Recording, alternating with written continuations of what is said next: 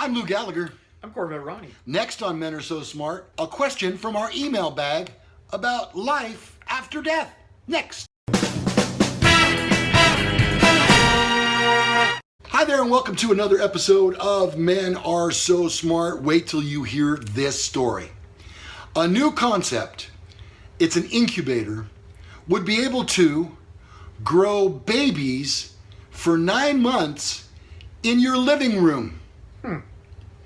The product is just a concept that was thought up by students at Product Design Arnhem, but in the future, this could be a possibility. Researchers at the Children's Hospital of Philadelphia have successfully delivered lambs that had gestated in a biobag with amniotic fluid. The biobags have never been tested on humans, but the technology is quickly advancing. Ronnie, babies in bags. You know what? I'm kind of not in favor. I can see the upside. Women don't want to walk around with that baby bulge for 9 months.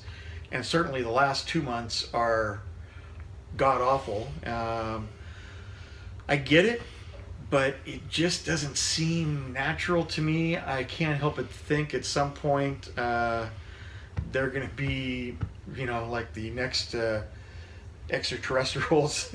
And I don't see the upside other than... Well, here's the upside. Imagine you know what the gender is of the baby because you can see it right there in the mason jar. True that. Right? You could be watching ball games with them. Kind of hard to take them out and play catch with them, though. Watch the Rocky movies. Take him to the River Cascade.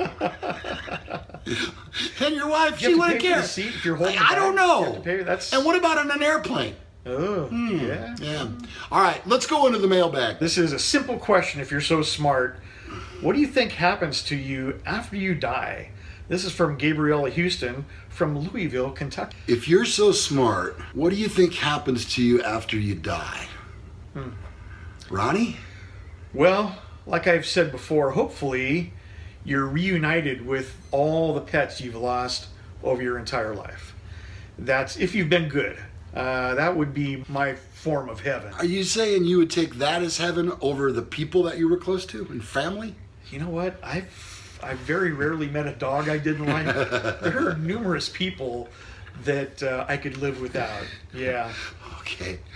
All right. So you're saying that you think there's a rainbow bridge somewhere that you cross. Hopefully. All right. And you know what? If there's a few people there too, that's cool. As long as they were the people that I loved and cared for. Well, I won't be there. All right. I'm going to give it to you straight here because that's what we do on this show. We get a question from you, and we're not going to sugarcoat it. We're going to tell it like it is. And here's how I feel. What happens to you when you die afterwards? Nothing. Nothing. You just cease to exist.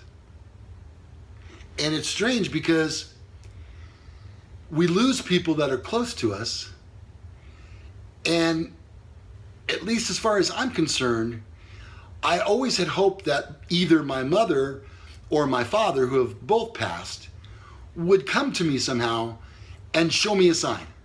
Because wouldn't you want to be able to do that just to let your loved ones know that it's okay and they should go on with their lives and achieve things and have families? It doesn't happen. Don't you ever get like a premonition though? Like, should I do this or this? And like, you know what? My mom would not be happy if I did this. And I've lost both of my parents also. I wouldn't say it's not necessarily like a premonition, but it is like a gut feeling that, man, if my mom were here, she would not be happy.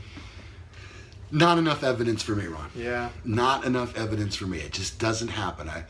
I keep looking, I keep hoping, but it just doesn't happen. Now, what about reincarnation? I don't think I believe in that. If it's possible, I think I want to come back as a bald eagle because nobody shoots them. Good point. Yeah. That's a good answer from a cop. Yeah. And they're just free to fly around and grab bass and what have you and little ducklings or whatever they want. They're like the king of the sky. If you're good, you come back as an eagle. If you're bad, you come back as... Like a banana slug. Yeah. Of all things. All right, here's another thing on this. These people, for example, Teresa Caputo. What is she called? The Long Island media. That's it. Yes. It's a bunch of crap. It's a bunch of crap. Do you want me to prove to you real quick? I'll be Teresa Caputo, and you be, I don't know. Who do you want to be? Your wife? I'll just be some stranger in the crowd. Okay. All right. Can I hold your hand for a second? Oh, sure. Okay. Oh yeah. I'm getting a feeling right now. Do you have a? Hold on. Let me focus. Concentrate. Anywhere in your life, do you have a black shirt? Oh my God. Yes. That's crazy. Okay, on this shirt, I'm sensing there's some kind of writing of some type. Does that ring a bell with you? Yes, that's incredible. Okay, all right, so did you have a mother? Yes. You see I did. where I'm going with this. Yeah. Have you ever in your life had a Dr. Pepper? It's very broad and general. She is abroad, and she is very general. Yes. It's a bunch of crap. It's all hooey. Jonathan Edwards, all that stuff. The Hollywood whatever guy, crap. I'm telling you. You know what? And my wife, I wouldn't say she's a believer, but she's not a skeptic. I, on the other hand, am a total skeptic. I think there is too much coincidence, and if you have an audience of 1,000 people, and anyone here recently lost somebody with the initials MH. Yeah. Yeah. Oh my God, those 37 people right there. Wow, that's amazing you did that. Yeah. Well, and did this person die in a car accident? Mm-hmm. Yes. I'm seeing this head injury or... Hold on. Did this person have a heartbeat and then not? Yeah. Oh, I knew it. Yeah. I knew it. That's why they died. They didn't have a heartbeat. So it's a little bit too generalized. Now, my wife will tell you that she gets very specific with certain people, and she tells people things that nobody else could know. Again, I'm a skeptic. Yeah. I don't think that nobody else can know. And who knows, if maybe there are a couple people in the crowd that are planted to add some sensationalism to it. John Edwards, he's right in the same vein. Teresa Caputo, I get a little bit of a chuckle out of her because she'll be out and about running errands, and then all of a sudden she gets this crazy look on her face and her eyes roll back in her head, and then she goes, "Your mother is trying to speak to you through me." She wants you to get zucchini. Bring home a loaf of bread. You know what, if that's part of your faith, if you're faith-based and you think that is possible, far be it for me to take that away from you. However, I don't believe in it.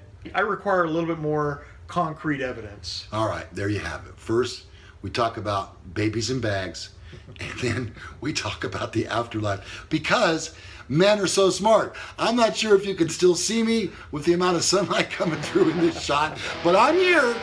I'm still here. Wave your hand. Keep waving your hand. Go away from the light, Lou. Yeah, do not walk towards the light. Do not go towards the light, Lou.